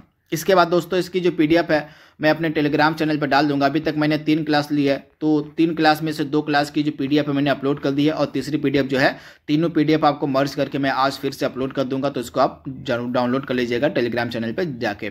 इसके बाद अगला महोत्सव कौन सा है, अमीर खुसरो महोत्सव आपको मिलेगा कासगंज के पटियाली में मनाया जाता है। इसके बाद शॉपिंग फेस्टिवल आपका होता है नोएडा में, गौतम बुद्ध नगर, आप याद कर लीजिएगा, इंपॉर्टेंट है। इसके बाद कंपिल उत्सव, यह जैन मंदिरों में मनाया जाता है, कहाँ पर, तो फर्रुखाबाद में, इंपॉर्टेंट है। जैन मंदिरों में जो है आपका कंपिल उत्सव मनाया जाता है, कहाँ पर, तो और फर्रुखाबाद में। इसके बाद कजरी महोत्सव आपका होता है मिर्जापुर में, इंपॉर्टेंट है। मिर्जापुर में जो है क्या मनाया जाता है, तो आपका जो कजरी महोत्सव है यह मनाया जाता है। इसके बाद सोन महोत्सव आपका होता है सोनभद्र में, इंपॉर्टेंट है, नोट डाउन कर लीजिएगा। तथा एक चीज़ आप नोट डाउन कर लीजिएगा, कौमी एकता सप्ताह उत्तर प्रदेश में कब मनाया जाता है, इसको मैंने छोड़ दिया था, कौमी एकता सप्ताह। तो आपका जो कौमी एकता सप्ताह होता है उत्तर प्रदेश में कब मनाया जाता है, तो आप नोट डाउन कर लीजिएगा 19 से लेके आपका 25 नवंबर, कब, तो 19 से लेके 25 नवंबर के मध्य आपका मनाया जाता है कौन सा सप्ताह, तो कौमी एकता सप्ताह। तो इसको आप नोट डाउन कर लीजिएगा। तो दोस्तों यह हमारा यूपी स्पेशल का तीसरा वीडियो था। इस वीडियो में हमने उत्तर प्रदेश के जितने भी इम्पॉर्टेंट मेले और महोत्सव बन सकते थे उनको हमने डिस्कस कर लिया है। दोस्तों यह जो उत्तर प्रदेश स्पेशल की सीरीज है, इसके माध्यम से जितने भी इम्पॉर्टेंट टॉपिक बन सकते हैं उत्तर प्रदेश के, उन सभी को हम कवर कर रहे हैं। अभी तक हमने 3 वीडियोज अपलोड किए हैं। 3 वीडियोज के माध्यम से हमने 3 इम्पॉर्टेंट, मतलब बहुत इंपॉर्टेंट का एक वीडियो में हम 2 इंपॉर्टेंट टॉपिक को कवर करते हैं। तो अभी तक हमने 6 इंपॉर्टेंट टॉपिक को उत्तर प्रदेश के कवर कर लिया है, जहां से कई बार एग्जाम में प्रश्न पूछे गए हैं। तो यह जो सीरीज आपकी है उत्तर प्रदेश लेखपाल की जो परीक्षा होने वाली है उसके लिए सुपर इंपॉर्टेंट है। तो इस सीरीज को आपको डेली बेसिस पर जरूर फॉलो करते रहना है, क्योंकि आपके एग्जाम में उत्तर प्रदेश स्पेशल के जो प्रश्न है बहुत सारे देखने को मिलेंगे। तो आज के लिए बस इतना ही। इस सीरीज को हम यहीं पर रोकते हैं। इसका जो अगला भाग है हम जल्दी ही अपलोड करेंगे। तब तक के लिए thank you, thanks for watching, thank you.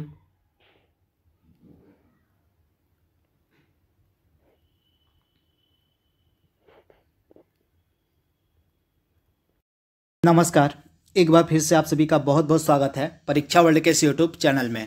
दोस्तों उत्तर प्रदेश लेखपाल भर्ती परीक्षा के लिए हम बहुत ही महत्वपूर्ण सीरीज चला रहे हैं यूपी स्पेशल की। यूपी स्पेशल की इस सीरीज में हम डेली बेसिस पर टॉपिक वाइज यूपी से जुड़े जितने भी इम्पॉर्टेंट और प्रश्न बन सकते हैं, फैक्ट और पॉइंट बन सकते हैं, उन सभी को हम डिस्कस करते हैं। अभी तक हमने यूपी स्पेशल का 3 वीडियो ऑलरेडी अपलोड कर दिया है, तथा आज हम इसका चौथा जो वीडियो है उसको आज हम अपलोड करने जा रहे हैं। तथा आज हम पढ़ने वाले हैं इस वीडियो में जननांकी आंकड़े, यानी कि 2011 की जनगणना के अनुसार जितने भी इम्पॉर्टेंट फैक्ट और पॉइंट बन सकते हैं यूपी से रिलेटेड, उनको हम आज के इस वीडियो में डिस्कस करेंगे। दोस्तों यह जो सीरीज है आपकी यूपी स्पेशल की, आपकी लेखपाल की जो परीक्षा होने वाली है उसके लिए सुपर इंपॉर्टेंट है। तो चलिए आज के इस वीडियो को शुरू करते हैं और देख लेते हैं कि आज के इस वीडियो में हमने कौन कौन से इंपॉर्टेंट प्रश्नों को सम्मिलित किया हुआ है। तो चलिए वीडियो को शुरू करते हैं। तो पूरे प्रश्न आपको मिलेंगे यहाँ पे 2011 की जनगणना के अनुसार यूपी के। तो पहला प्रश्न यहाँ पे हमारा क्या कह रहा है, देख लीजिए। उत्तर प्रदेश की कुल जनसंख्या देश का कितना प्रतिशत है, आपको बताना है कि यूपी की जो कुल जनसंख्या है 2011 की जनगणना के अनुसार देश का कितना प्रतिशत है। तो उत्तर प्रदेश की कुल जनसंख्या देश का कितना प्रतिशत है, तो 16.51%, यानी कि ऑप्शन आपका यहाँ पे ऑप्शन यहाँ पे बी आपका बिल्कुल सही हो जाएगा। देश की कुल जनसंख्या का कितना प्रतिशत भाग यूपी में रहता है, तो 16.51%। तो ऑप्शन आपका बी बिल्कुल सही है। इसके बाद अगला प्रश्न यहाँ पे हमारा है, कुल जनसंख्या के मामले में विश्व में उत्तर प्रदेश का क्या स्थान है। यानी कि सिंपल सी बात यह कही जा रही है कि मान लीजिए उत्तर प्रदेश को अगर आप एक देश मानते हैं तो उत्तर प्रदेश का जनसंख्या के लिहाज से विश्व में कौन सा स्थान आएगा, सिंपल सा प्रश्न है। तो अगर हम उत्तर प्रदेश को एक देश मानते हैं तो कुल जनसंख्या यानी कि टोटल पॉपुलेशन के मामले में उत्तर प्रदेश की रैंक आ जाएगी 5वीं। यानी कि अगर हम जनसंख्या के लिहाज से देखें तो पूरे विश्व में उत्तर प्रदेश का 5वां स्थान है। इसे आप नोट डाउन कर लीजिएगा। पहले स्थान पे आपको मिलेगा चीन मिलेगा, पहले स्थान पे चीन मिलेगा, फिर इंडिया मिलेगा, उसके बाद आपको मिलेगा यूएसए यानी कि अमेरिका मिलेगा, चौथे स्थान पे मिलेगा आपको इंडोनेशिया मिलेगा और 5वें स्थान पे आपको मिलेगा हमारा यूपी। तो जनसंख्या के मामले में पूरे विश्व में यूपी का जो है 5वां स्थान है। तो ऑप्शन सी आपका बिल्कुल सही है। अगला प्रश्न यहाँ पे हमारा है, 2011 की जनगणना के अनुसार जनसंख्या के मामले में उत्तर प्रदेश का भारत में क्या स्थान है, इंपॉर्टेंट है। तो भारत में उत्तर प्रदेश का जनसंख्या के मामले में स्थान है पहले, यानी कि यूपी जो है जनसंख्या के मामले में पहले स्थान पे आपका आता है, यानी कि ऑप्शन आपका जो ए है यहाँ पे बिल्कुल सही हो जाएगा। उत्तर प्रदेश की जो जनसंख्या है भारत में सबसे अधिक है, तो आप इसे याद कर लीजिएगा, इंपॉर्टेंट है। इसके बाद आपको बताना है कि 2011 की जनगणना के अनुसार उत्तर प्रदेश का औसत जनघनत्व कितना था, आपको बताना है, इंपॉर्टेंट है। तो 2011 के डेटा के अनुसार जो औसत जनघनत्व था यूपी का वह था 829 प्रति वर्ग किलोमीटर, यानी कि ऑप्शन आपका यहाँ पे जो है ए बिल्कुल सही। इसका मतलब क्या हुआ, यानी कि जो 829 व्यक्ति हैं प्रति वर्ग किलोमीटर के दायरे में रहते हैं, यानी कि ऑप्शन आपका ए यहाँ पे बिल्कुल सही है। उत्तर प्रदेश का जनघनत्व कितना था 2011 की जनगणना के अनुसार, तो 829 प्रति वर्ग किलोमीटर। इंपॉर्टेंट ऐसे फैक्ट है, डायरेक्टली आपसे एग्जाम में यहाँ से प्रश्न देखने को मिल सकता है। इसके बाद अगला प्रश्न यहाँ पे हमारा है, और 2011 की जनगणना के अनुसार उत्तर प्रदेश का औसत लिंगानुपात आपसे पूछा जा रहा है कि उत्तर प्रदेश का जो औसत सेक्स रेशियो था यानी कि लिंगानुपात था कितना था। तो उत्तर प्रदेश का जो औसत लिंगानुपात था वह था आपका 912, यानी कि ऑप्शन आपका यहाँ पे जो है बी बिल्कुल सही हो जाएगा। औसत लिंगानुपात था यहाँ पे उत्तर प्रदेश का 912। इसका मतलब क्या हुआ, यानी कि प्रति 1000 पुरुषों पे महिलाओं की संख्या थी उत्तर प्रदेश में 912। यह 2011 के डेटा के अनुसार आपको बताया जा रहा है, तो इसे आप याद कर लीजिएगा। इसके बाद अगला प्रश्न यहाँ पे हमारा है, उत्तर प्रदेश में अनुसूचित जातियों का लिंगानुपात यहाँ पे पूछा गया है, यानी कि एससी यानी कि शेड्यूल्ड कास्ट, जिसको हिंदी में हम कहते हैं अनुसूचित जातियां, इनका लिंगानुपात कितना था 2011 की जनगणना के अनुसार।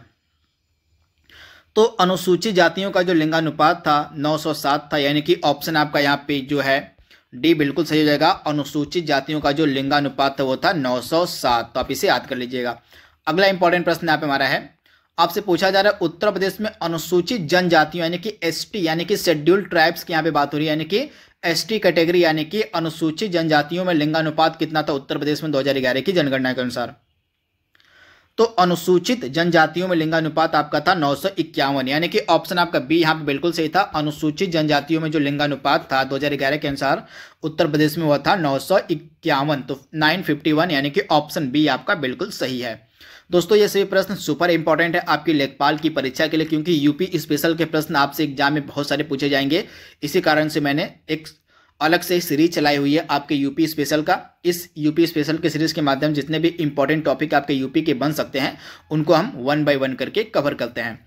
तो आज हम क्या पढ़ रहे हैं, आज हम पढ़ रहे हैं 2011 के जितने भी इंपॉर्टेंट आंकड़े थे उनको। तो अगला प्रश्न यहाँ पे हमारा है, 2011 की जनगणना के अनुसार उत्तर प्रदेश में 0 से लेके 6 यानी कि 0 से लेके 6 वर्ष वर्ग का जो लिंगानुपात कितना, यानी कि 0 से लेके 6 आयु वर्ग का लिंगानुपात यहाँ पे आपसे पूछा गया है। तो 0 से लेके 6 आयु वर्ग का जो लिंगानुपात था वह था आपका 902, यानी कि ऑप्शन आपका यहाँ पे क्या सही हो जाएगा, ऑप्शन आपका सी बिल्कुल सही हो जाएगा। 0 से लेके 6 वर्ष तक के बीच का जो लिंगानुपात था और यह था आपका 2011 के डेटा के अनुसार 902। तो आप इसे याद रखिएगा, इंपॉर्टेंट है। ऑप्शन सी आपका बिल्कुल सही जवाब है। इसके बाद अगला प्रश्न यहाँ पे हमारा है 2011 की जनगणना के अनुसार उत्तर प्रदेश में पुरुष और महिला साक्षरता दर क्रमशः कितनी थी, आपको बताना है।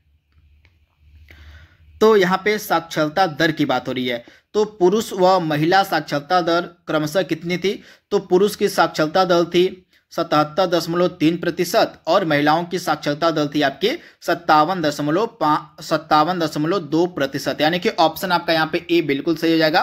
क्रमशः यहाँ पे 77.3% पुरुषों की साक्षरता दर थी और महिलाओं की थी आपकी 57.2, यानी कि ऑप्शन ए आपका यहाँ पे 100% सही है।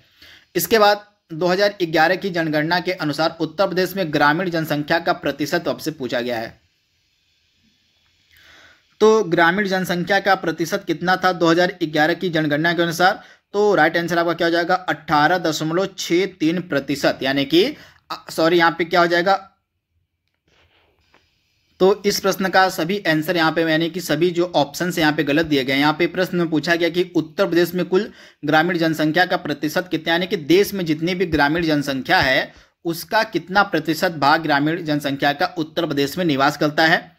तो देश के कुल ग्रामीण जनसंख्या का जो उत्तर प्रदेश में निवास है वो कितना है 18.63%, यानी कि आपका राइट आंसर क्या हो जाएगा। देश की कुल जनसंख्या में मान लीजिए 100% आपके ग्रामीण जनसंख्या है, मान लीजिए सपोज कर लीजिए, तो उसमें से आपका जो 18.63% जनसंख्या ग्रामीणों की वह उत्तर प्रदेश में आपको मिलेगी। तो इंपॉर्टेंट है, आप इसे नोट डाउन कर लीजिएगा। 18.63% जो है ग्रामीण जनसंख्या निवास करती है आपके उत्तर प्रदेश में। तो ऑप्शन यहाँ पे सभी गलत था, राइट आंसर आपको हो जाएगा 18.63%। अगला इंपॉर्टेंट प्रश्न आपकी स्क्रीन पर है 2011 की जनगणना के अनुसार उत्तर प्रदेश का सर्वाधिक जनसंख्या वाला जिला आपसे पूछा, यानी कि उत्तर प्रदेश का जो सर्वाधिक जनसंख्या वाला जिला था 2011 के सेंसस के अनुसार वह कौन सा था। तो सबसे अधिक जनसंख्या वाला जिला आपका था प्रयागराज। तो आप इसे याद कर लीजिएगा, प्रयागराज की जो जनसंख्या थी वह सबसे ज्यादा थी उत्तर प्रदेश में। पहले स्थान पे प्रयागराज था, सेकेंड स्थान पे आपका था मुरादाबाद जनसंख्या के मामले में उत्तर प्रदेश में, और तीसरे स्थान पर था आपका गाजियाबाद, और चौथे स्थान पर था आपका आजमगढ़। तो ये क्रम आपको याद रखना, क्रम भी आपसे पूछा जा सकता है। तो प्रयागराज के बाद मुरादाबाद, मुरादाबाद के बाद गाजियाबाद, गाजियाबाद के बाद आजमगढ़, और पांचवें स्थान पर था आपका लखनऊ। तो लखनऊ का जो है 5वां स्थान था जनसंख्या के मामले में उत्तर प्रदेश में। तो शुरू के जो 5 जिले हैं कम से कम इनको तो आपको याद रखना पड़ेगा, आपसे कुछ भी एग्जाम में पूछा जा सकता है। तो सबसे अधिक जनसंख्या आपको मिलेगी प्रयागराज में, फिर मिलेगी मुरादाबाद में, फिर मिलेगी गाजियाबाद में, उसके बाद चौथे नंबर पे आपका है आजमगढ़, और 5वें नंबर पे आपका है लखनऊ जनसंख्या के मामले में। तो इंपॉर्टेंट यह फैक्ट है। इसके बाद अगला प्रश्न क्या है, उत्तर प्रदेश का न्यूनतम जनसंख्या वाला जिला आपसे पूछा जा रहा है 2011 की जनसंख्या के जनगणना के अनुसार। तो न्यूनतम जनसंख्या वाला जिला आपका था महोबा, यानी कि ऑप्शन आपका जो ए है बिल्कुल सही है। सबसे कम जनसंख्या आपको मिलेगी कहां पर, महोबा की। महोबा की जो जनसंख्या थी सबसे कम थी, तो आप इसे याद कर लीजिएगा। ऑप्शन जो आपका ए है बिल्कुल सही है, तो इसका आंसर आपका क्या हो जाएगा महोबा। तो इसे आप नोट डाउन कर लीजिएगा, ऑप्शन ए आपका बिल्कुल ही सही है। इसके बाद अगला प्रश्न यहाँ पे हमारा है 2011 की जनगणना के अनुसार उत्तर प्रदेश का सर्वाधिक जनघनत्व वाला जिला आपसे पूछा गया है। तो सबसे अधिक जो जनघनत्व वाला जिला था उत्तर प्रदेश का वह था गाजियाबाद, यानी कि 2011 के सेंसस के अनुसार सबसे अधिक जो जनघनत्व देखने को मिला था उत्तर प्रदेश में वो मिला था गाजियाबाद में, यानी कि सबसे अधिक जनघनत्व गाजियाबाद में था।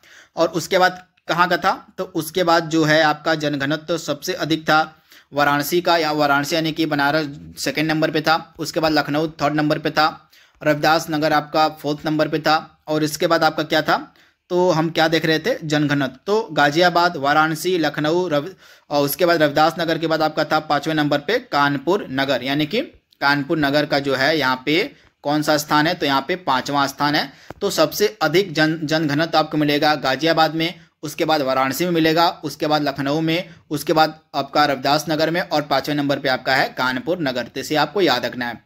इसके बाद अगला प्रश्न आप हमारा है उत्तर प्रदेश का सबसे कम जनघनत्व वाला जिला आपसे पूछा गया है। तो उत्तर प्रदेश का सबसे कम जनघनत्व वाला जिला आपका है ललितपुर, यानी कि ऑप्शन आपका जो है यहाँ पे और ए बिल्कुल सही जगह। ललितपुर का जो जनघनत्व है उत्तर प्रदेश में सबसे कम है, तो आप इसे याद रखिएगा, ललितपुर का जो जनघनत्व है उत्तर प्रदेश में सबसे कम है। फिर इसके बाद आपका आता है ललितपुर आपका जनघनत्व के मामले में सबसे अधिक नंबर पे, यानी कि पहले नंबर पे आएगा। और उसके बाद सबसे यानी कि सबसे कम जनघनत्व के मामले में जो है ललितपुर पहले स्थान पे है, सोनभद्र दूसरे स्थान पे है, हमीरपुर तीसरे स्थान पे है। और उसके बाद आपका क्या आंसर हो जाएगा, हमीरपुर के बाद महोबा आपका चौथे स्थान पे है। और आपका पांचवें स्थान पे क्या हो जाएगा, पांचवें स्थान पे हो जाएगा आपका चित्रकूट। यानी कि अगर उत्तर प्रदेश में सबसे कम जनघनत्व की बात की जाए तो सबसे कम जनघनत्व आपको मिलेगा ललितपुर में। फिर उसके ऊपर आपका आएगा सोनभद्र आएगा। फिर उसके बाद यानी कि ललितपुर में आपका जनघनत्व कितना है, ललितपुर में आपका जनघनत्व 242 है। उसके बाद सोनभद्र का आपका जनघनत्व कितना है, तो सोनभद्र का आपका जो जनघनत्व है आपको मिलेगा 270 मिलेगा। और उसके बाद आपका कौन सा है, हमीरपुर का 275 है, हमीरपुर का जनघनत्व 275 है। और उसके बाद आपका जो महोबा है, महोबा का जनघनत्व आपको मिलेगा 279। और पांचवें नंबर पे जो है आपका है कौन सा है, तो आपका महोबा के बाद चित्रकूट का जनघनत्व आपको मिलेगा 308। तो कम से कम आपको 5 तो जिले याद ही रखने पड़ेंगे, सर्वाधिक जनघनत्व वाले, न्यूनतम जनघनत्व वाले, कुछ भी आपसे एग्जाम में पूछा जा सकता है। तो इस प्रश्न का हमारा राइट आंसर क्या था, सबसे कम न्यूनतम जनघनत्व आपको मिलेगा ललितपुर का। इसके बाद अगला प्रश्न आप हमारा है उत्तर प्रदेश का सर्वाधिक साक्षरता वाला जिला आपसे पूछा गया है। तो सबसे अधिक साक्षरता वाला जिला उत्तर प्रदेश का है गौतम बुद्ध नगर, यानी कि ऑप्शन आपका ए यहाँ पे बिल्कुल सही है। गौतम बुद्ध नगर जो है सर्वाधिक साक्षरता वाला जिला है उत्तर प्रदेश का, तो ऑप्शन ए आपका यहाँ पे बिल्कुल सही जवाब है। इसके बाद अगला प्रश्न यहाँ पे हमारा है 2011 की जनगणना के अनुसार उत्तर प्रदेश का न्यूनतम साक्षरता वाला जिला कौन सा है। तो सबसे कम साक्षरता वाला जिला आपको कौन सा मिलेगा, तो न्यूनतम साक्षरता वाला जिला आपका है श्रावस्ती, यानी कि ऑप्शन आपका ए बिल्कुल सही है। 2011 की जनगणना के अनुसार जो सबसे कम साक्षरता वाला जिला है उत्तर प्रदेश का वो हो जाएगा आपका श्रावस्ती, यानी कि ऑप्शन ए आपका बिल्कुल सही है। सबसे कम यानी कि न्यूनतम साक्षरता श्रावस्ती में और सर्वाधिक साक्षरता आपको मिलेगी गौतम बुद्ध नगर में। इसके बाद अगला प्रश्न आप हमारा है उत्तर प्रदेश का सर्वाधिक पुरुष साक्षरता वाला जिला आपसे पूछा गया है। तो सर्वाधिक जो है पुरुष साक्षरता उत्तर प्रदेश में आपको मिलेगी गौतम बुद्ध नगर में। कहां, तो गौतम बुद्ध नगर में जो है सर्वाधिक पुरुष साक्षरता अगेन मिलेगी आपको, ऑप्शन ए आपका यहां पे बिल्कुल सही है, आप इसे याद कर लीजिएगा। इसके बाद उत्तर प्रदेश का न्यूनतम महिला साक्षरता वाला जिला कौन सा है। तो उत्तर प्रदेश का जो न्यूनतम महिला साक्षरता वाला जिला वो है श्रावस्ती है, यानी कि न्यूनतम जो महिला साक्षरता आपको मिलेगी श्रावस्ती में देखने को, तो ऑप्शन आपका ए बिल्कुल सही है। वहीं अगर सर्वाधिक महिला साक्षरता वाले जिले की अगर हम बात करें तो सर्वाधिक महिला साक्षरता आपको कहां पे मिलेगी, तो सर्वाधिक महिला साक्षरता आपको मिलेगी कानपुर नगर में। तो इसे भी आप याद रखिएगा, कानपुर नगर में जो है सबसे अधिक महिला साक्षरता देखने को मिलती है, तो ये फैक्ट आपको याद रखना है। इसके बाद अगला प्रश्न आप हमारा है उत्तर प्रदेश का सर्वाधिक 10 की वृद्धि वाला जिला आपसे पूछा गया है।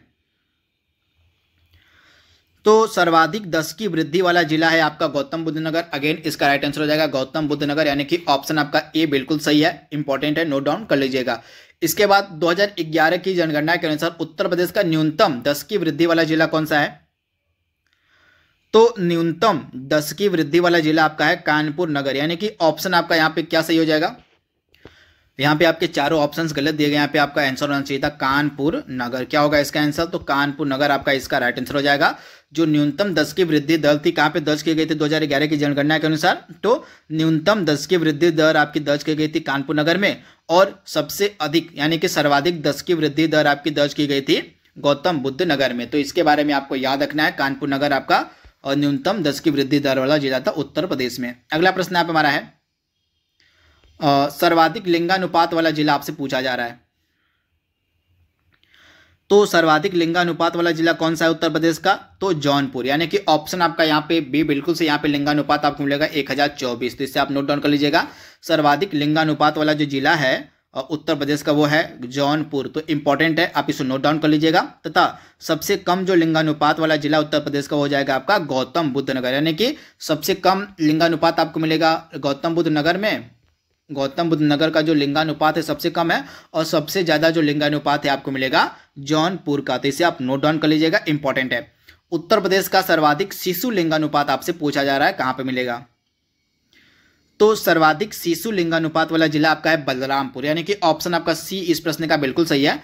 बलरामपुर जो है सर्वाधिक शिशु लिंगानुपात वाला जिला है। और सबसे कम जो लिंगानुपात है शिशु लिंगानुपात आपको मिलेगा बागपत में, यानी कि बागपत में जो शिशु लिंगानुपात है सबसे कम है। और सबसे ज्यादा कहां पर शिशु लिंगानुपात, तो बलरामपुर में है। तो दोनों आपको याद रखना है।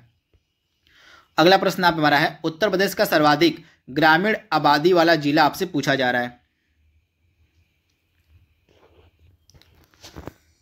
तो सर्वाधिक ग्रामीण आबादी वाला जिला कौन सा है उत्तर प्रदेश का, तो प्रयागराज जो है सर्वाधिक ग्रामीण आबादी वाला जिला, यानी कि ऑप्शन आपका यहाँ पे बी बिल्कुल सही है।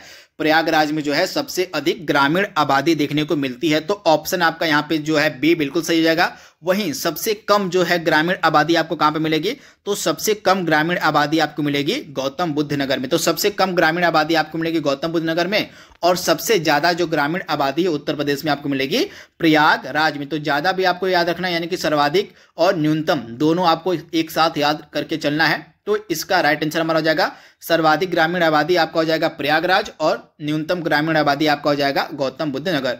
उत्तर प्रदेश का सर्वाधिक शहरी आबादी वाला जिला कौन सा है, तो गाजियाबाद में सबसे अधिक, यानी कि सर्वाधिक शहरी आबादी आपको मिलेगी गाजियाबाद में।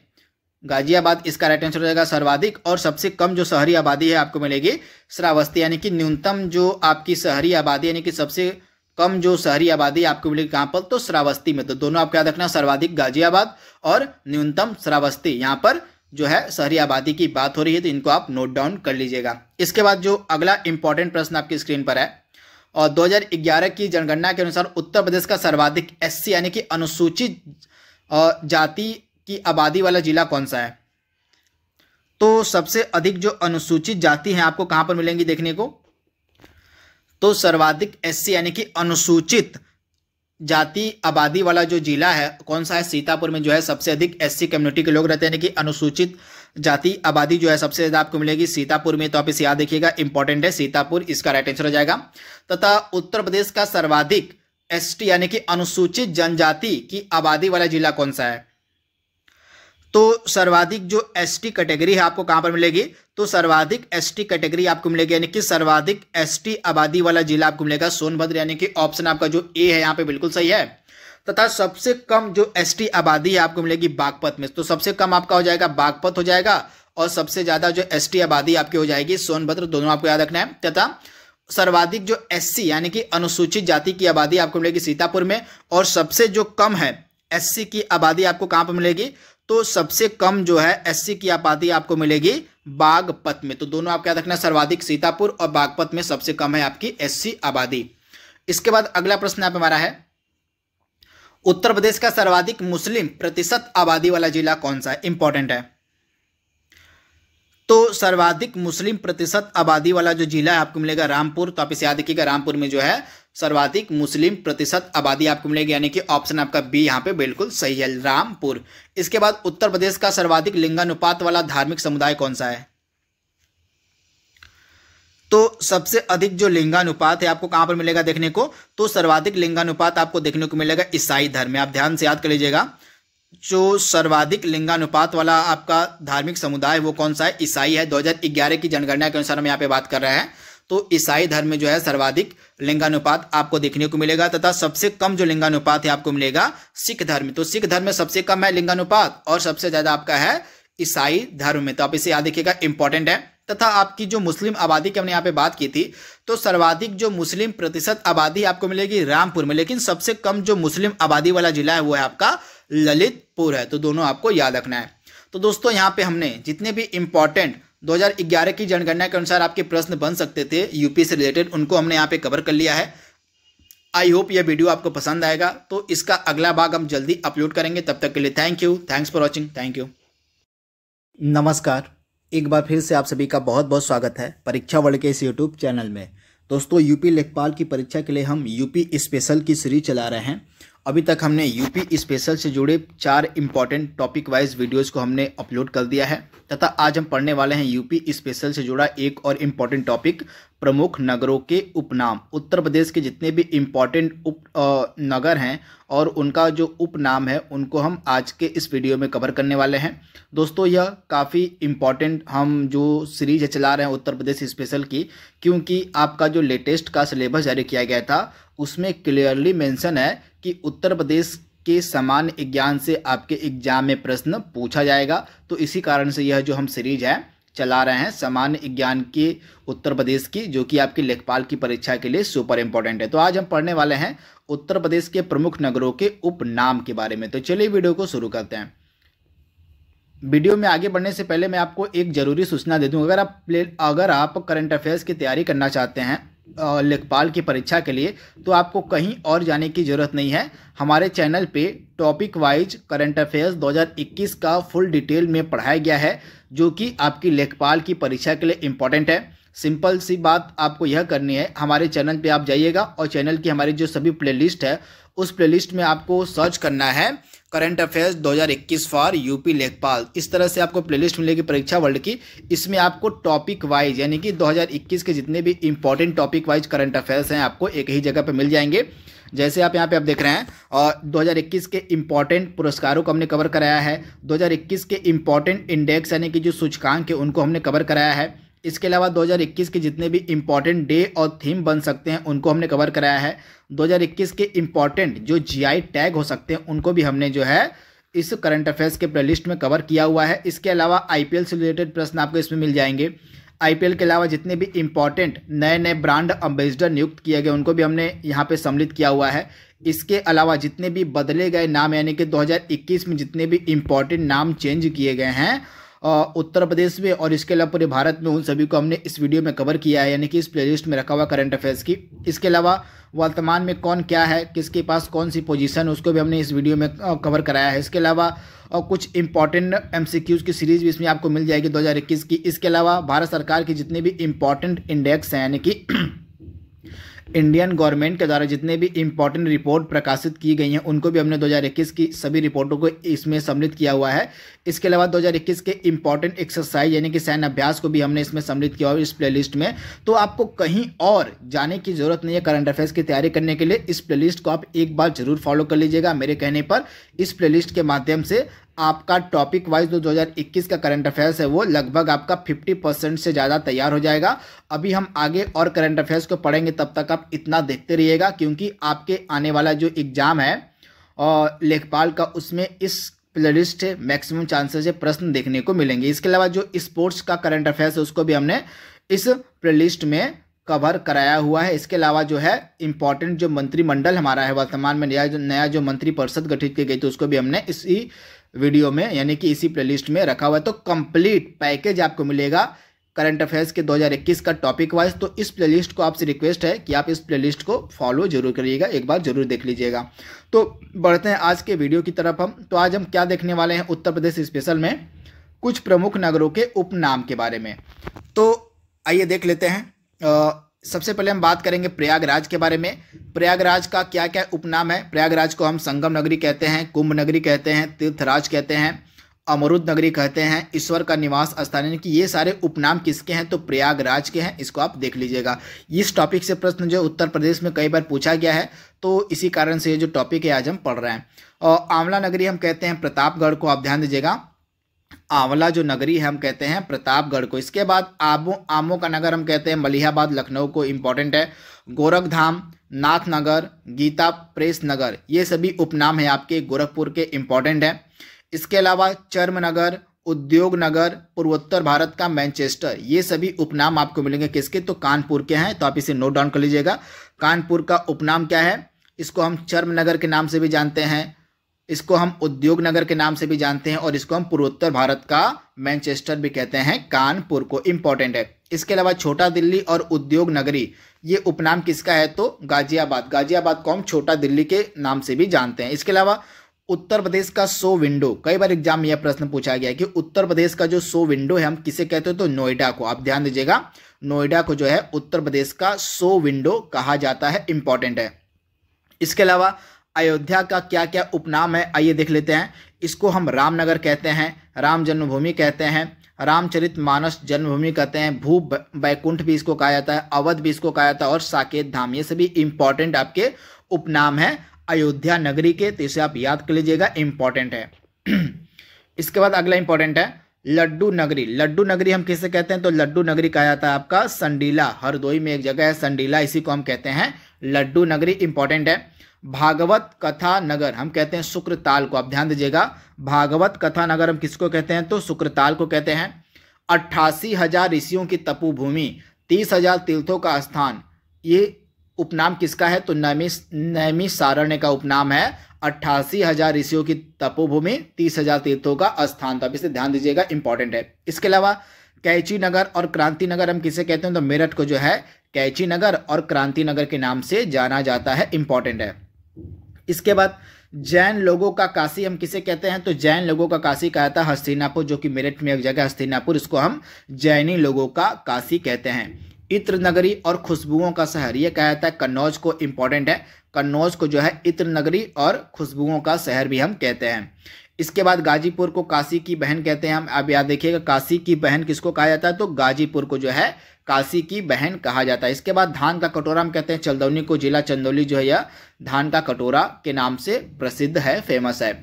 चाकुओं का नगर कहा जाता है रामपुर को, इंपॉर्टेंट है। रामपुर को जो है चाकुओं का नगर कहा जाता है, इंपॉर्टेंट है। इसके अलावा ताज नगरी और पेठा नगरी ये दोनों उपनाम है आपके आगरा के, इंपॉर्टेंट है।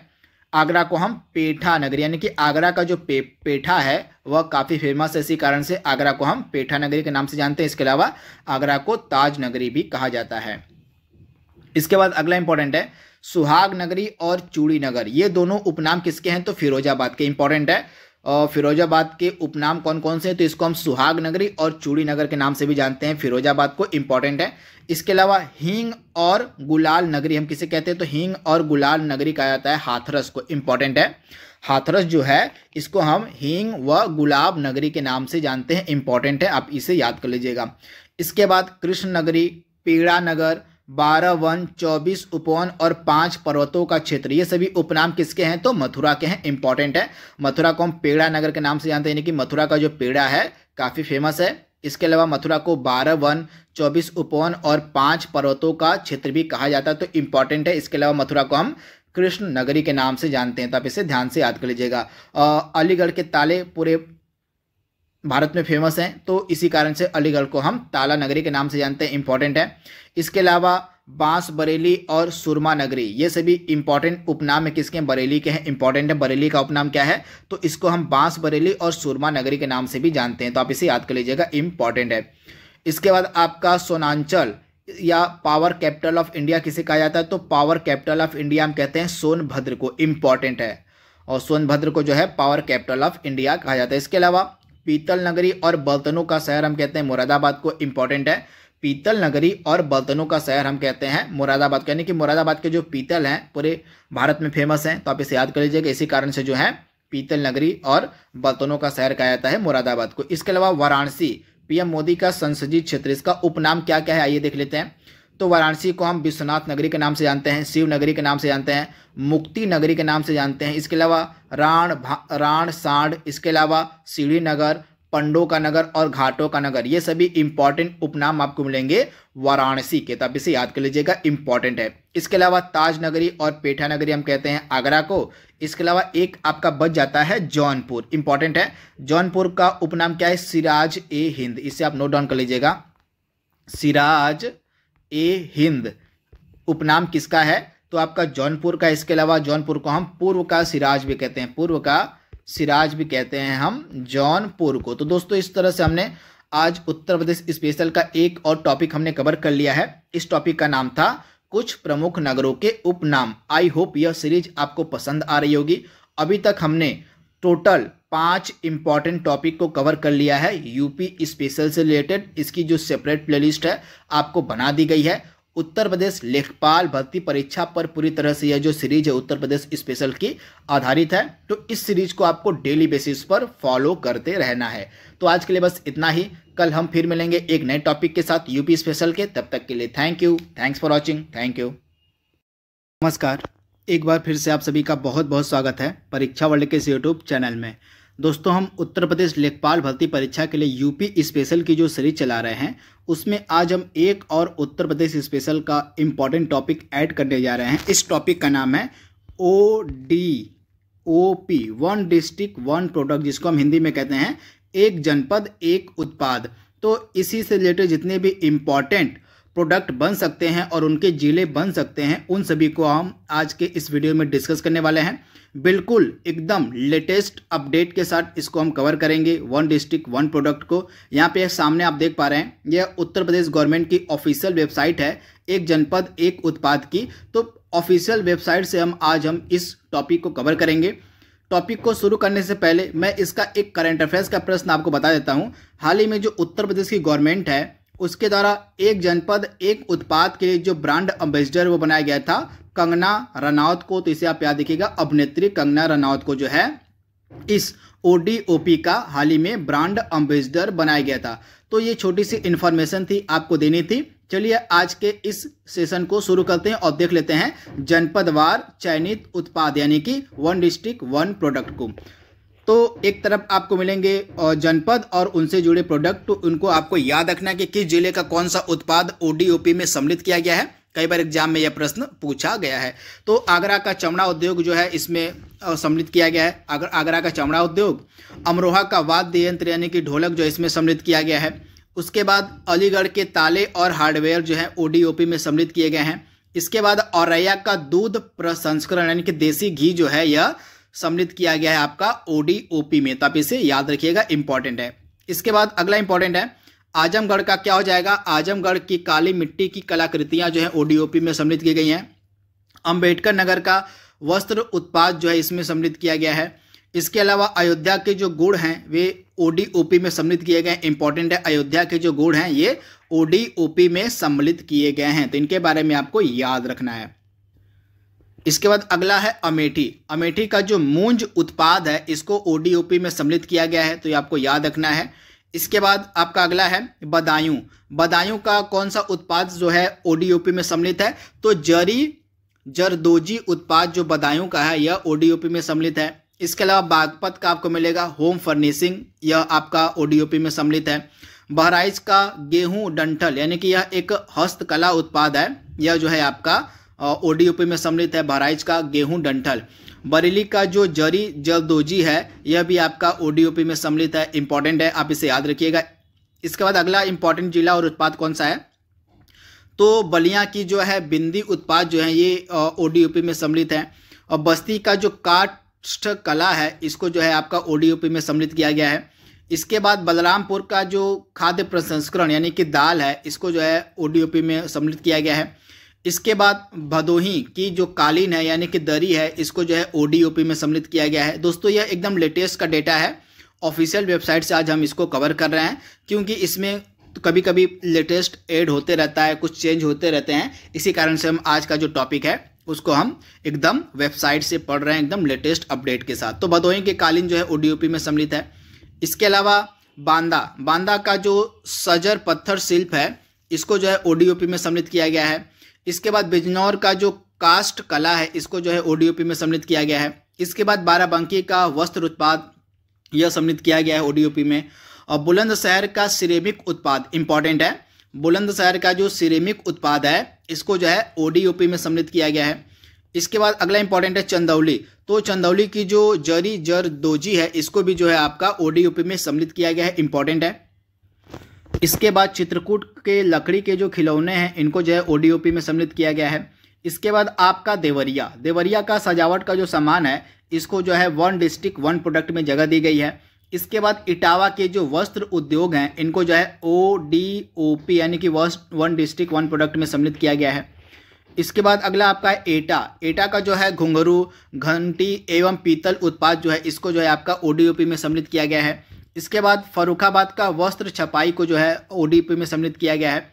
इसके बाद फतेहपुर का जो आपका बेडशीट एवं आयरन फैब्रिकेशन वर्क्स है इसको जो है आपका ODOP में सम्मिलित किया गया है। इसके बाद फिरोजाबाद के जो कांच के उत्पाद हैं इनको जो है ODOP में सम्मिलित किया गया है। इसके बाद अगला इंपॉर्टेंट है गौतम बुद्ध नगर। तो गौतम बुद्ध नगर का जो रेडीमेड गारमेंट्स है इसको जो है ODOP में सम्मिलित किया गया। इसके बाद गाजीपुर का आपका जो जूट वॉल हैंगिंग है, इंपॉर्टेंट है, गाजीपुर के जूट वॉल हैंगिंग को जो है आपका ODOP में सम्मिलित किया गया है। इसके बाद गाजियाबाद का जो अभियांत्रिकी सामग्री है इसको जो है सम्मिलित किया गया है ODOP में। इसके बाद गोंडा का जो आपका खाद्य प्रसंस्करण यानी कि दाल है इसको ODOP में सम्मिलित किया गया है। इसके बाद अगला है गोरखपुर। गोरखपुर का जो टेराकोटा आर्ट्स है इसको जो है सम्मिलित किया गया तथा हाल ही में टेराकोटा आर्ट्स को GI टैग भी दिया गया था। इसके बाद हापुड़ का आपका जो होम फर्निशिंग है इसको सम्मिलित किया गया ODOP में। इसके बाद हरदोई के हैंडलूम्स को जो है सम्मिलित किया गया आपका ODOP में। इसके बाद हाथरस की जो हींग है, इंपॉर्टेंट है, हाथरस की जो हींग है इसको जो है ODOP में जगह दी गई है, इंपॉर्टेंट है हाथरस की हींग। इसके बाद हमीरपुर के जूते को जो है सम्मिलित किया गया ODOP में। इसके अलावा जालौन का जो हस्त निर्मित कागज कला है इसको आपकी ODOP में सम्मिलित किया गया। इसके अलावा आपका जौनपुर का जो ऊनी कालीन है इसको जो है आपका सम्मिलित किया गया है, कहां पर, तो ODOP में। तो यहाँ पे ऊनी कालीन की बात हो रही है तो जौनपुर आपका आंसर होगा। इसके बाद झांसी के जो सॉफ्ट टॉयज हैं इनको जो है ODOP में सम्मिलित किया गया है, झांसी के सॉफ्ट टॉयज को। इसके बाद अगला है और कौसाम्बी का जो केला है यानी कि कौसाम्बी के केले को जो है आपका ODOP में सम्मिलित किया गया है। कन्नौज जो है आपका इत्र के लिए फेमस है, इसी कारण से इत्र को जो है आपका ODOP में सम्मिलित किया गया है।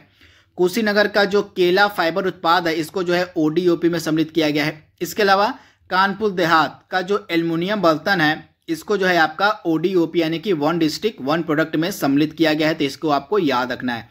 इसके बाद अगला आपका है कानपुर नगर। तो अगेन कानपुर नगर का जो चमड़ा उत्पाद है इसको जो है ODOP में सम्मिलित किया गया। इसके बाद कासगंज का जो जरी जरदोजी है इसको ODOP में सम्मिलित किया गया। इसके बाद आपका लखीमपुर खीरी के जनजाति शिल्प को जो है आपका ODOP में सम्मिलित किया गया। इसके बाद आपका अगला उत्पाद है जरी सिल्क साड़ी, यह कहाँ मिलेगा आपको, ललितपुर। तो ललितपुर की जरी सिल्क साड़ी को जो है आपका ODOP में सम्मिलित किया गया है। इसके बाद अगला इंपॉर्टेंट है लखनऊ। तो लखनऊ की चिकनकारी एवं जरी जरदोजी को जो है आपका वन डिस्ट्रिक्ट वन प्रोडक्ट में सम्मिलित किया गया है। इसके बाद महाराजगंज का जो फर्नीचर है इसको जो है एक जिला एक उत्पाद में सम्मिलित किया गया है। इसके बाद मेरठ जो आपको पता होगा खेल के सामान के लिए फेमस है, तो मेरठ के खेल की सामग्री को जो है वन डिस्ट्रिक्ट वन प्रोडक्ट में सम्मिलित किया गया। इसके बाद महोबा का जो गौरा पत्थर है इसको जो है ODOP यानी कि वन डिस्ट्रिक्ट वन प्रोडक्ट में सम्मिलित किया गया है। इसके बाद अगला इंपॉर्टेंट आपका है मिर्जापुर। मिर्जापुर की कालीन को जो है इसमें सम्मिलित किया गया है। इसके बाद मैनपुरी की तारकसी कला जो है, तारकसी कला,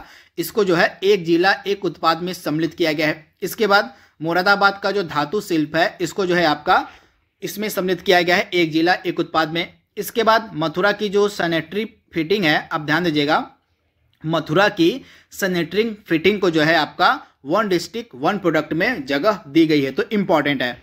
इसके बाद अगला इंपॉर्टेंट है मुजफ्फरनगर। तो मुजफ्फरनगर के गुड़ को जो है इसमें जगह दी गई है। इसके बाद मऊ का जो वस्त्र उत्पाद है इसको जो है आपका ODOP में सम्मिलित किया गया। इसके अलावा पीलीभीत के बांसुरी को, इसके अलावा प्रतापगढ़ का आंवला यानी कि प्रतापगढ़ में जो आंवला है वो फेमस है, तो प्रतापगढ़ का आंवला जो है इसको जो है ODOP में जगह दी गई है। इसके बाद अगला इंपॉर्टेंट है प्रयागराज यानी कि इलाहाबाद, वर्तमान में इसका नाम प्रयागराज है। तो प्रयागराज के मुंज उत्पाद को जो है आपका ODOP में सम्मिलित किया गया है। इसके बाद रायबरेली के कास्ट कला को जो है आपका ODOP में सम्मिलित किया गया है। इसके बाद रामपुर की पैच वर्क के साथ एप्लिक वर्क और जरी पैच वर्क, इनको जो है आपका ODOP में सम्मिलित किया गया। इसके बाद आपका संत कबीरनगर के ब्रास वेयर को जो है आपका ODOP में सम्मिलित किया गया है। इसके बाद अगला क्या है शाहजहांपुर। तो शाहजहांपुर के जरी जरदोजी को जो है इसमें सम्मिलित किया गया है। शामली के लौह कला को सम्मिलित किया गया है। इसके बाद सहारनपुर की लकड़ी की नक्काशी को ODOP में सम्मिलित किया गया है। इसके बाद श्रावस्ती की जनजाति शिल्प को जो है आपका ODOP में सम्मिलित किया गया। तो ये मोस्ट इंपॉर्टेंट है, इनको आप एक बार जरूर याद कर लीजिएगा।